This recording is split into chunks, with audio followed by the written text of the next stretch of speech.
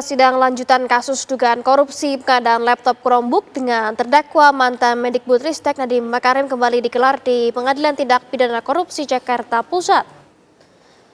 8 orang saksi hadir dalam persidangan hari ini, diantaranya M. Aris Suprianto selaku Direktur Advokasi LKPP, kemudian Eko Rinaldo Octavianus sebagai analisis kebijakan LKPP, Dwi Saprianto dari LKPP, Roni Dwi Susanto Kepala LKPP, Bambang Hadi Waluyo Kepala Balai Penjamin Mutu DIY, serta Mariana Susi dan Timothy Sidik. Terdakwa mantan Mendikbudristek Nadiem Makarim juga hadir langsung di ruang sidang. Orang tua Nadiem Makarim turut hadir untuk memberikan dukungan moral bersama keluarga dan sejumlah kerabat.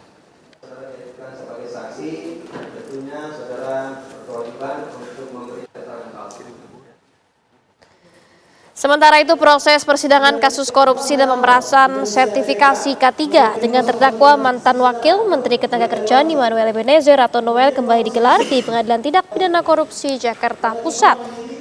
Dalam sidang hari ini, Jaksa Penuntut Umum menghadirkan 3 orang saksi yang diduga rekeningnya digunakan untuk aliran dana dalam kasus korupsi dan pemerasan tersebut.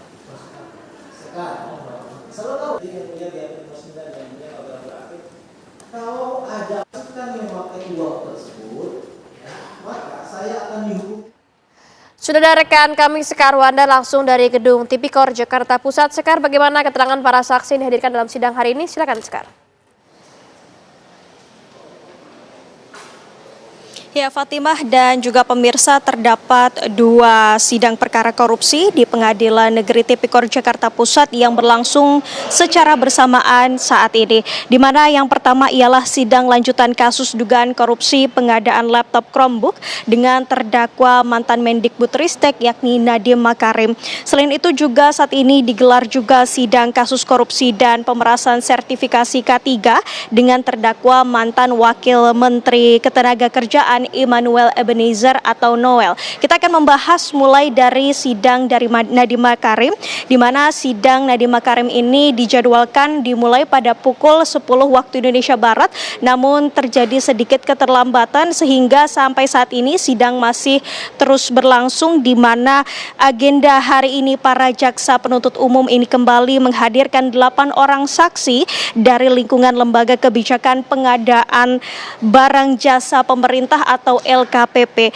Diketahui 8 saksi tersebut diantaranya Direktur Advokasi LKPP yakni Muhammad Aris Suprianto, analis kebijakan LKPP Eko Rinaldo Octavianus, hingga Kepala LKPP Roni Dwi Susanto.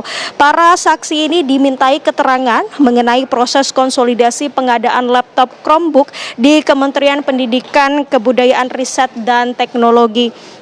Nadiem sendiri tampak hadir langsung dalam persidangan hari ini dan juga didampingi oleh kedua orang tua serta keluarga dan juga kerabat. Di mana pada hari ini Nadiem juga seperti yang telah disampaikan pada persidangan sebelumnya, Nadiem menyatakan optimis dapat membuktikan tidak adanya intervensi dalam proses pengadaan, dan menurutnya penentuan harga melalui e-katalog ini merupakan tanggung jawab dari pihak vendor dan LKPP, bukan tanggung jawab dari pihak kementerian. Dan sementara itu pemirsa, di sidang yang selanjutnya yakni sidang sertifikasi pemerasan sertifikasi K3 dan juga kasus korupsi dari Immanuel Ebenezer juga saat ini masih berlangsung, di mana Noel bersama 11 terdakwa lainnya ini tiba di lokasi pada pukul 10.20 waktu Indonesia Barat. Dan dalam sidang ini jaksa penuntut umum ini menghadirkan 3 orang saksi yang diduga rekening pribadinya digunakan untuk proses transfer atau aliran dana dalam kasus korupsi dan pemerasan tersebut. Sebelumnya pemirsa, jaksa penuntut umum dari KPK ini sudah menghadirkan 9 orang saksi dalam rangkaian persidangan, dan sedangkan pada sidang terakhir yakni Jumat lalu diketahui 2 pejabat Kementerian Ketenagakerjaan mengungkap mekanisme pemerasan hingga aliran dana dalam proses sertifikasi K3 ini.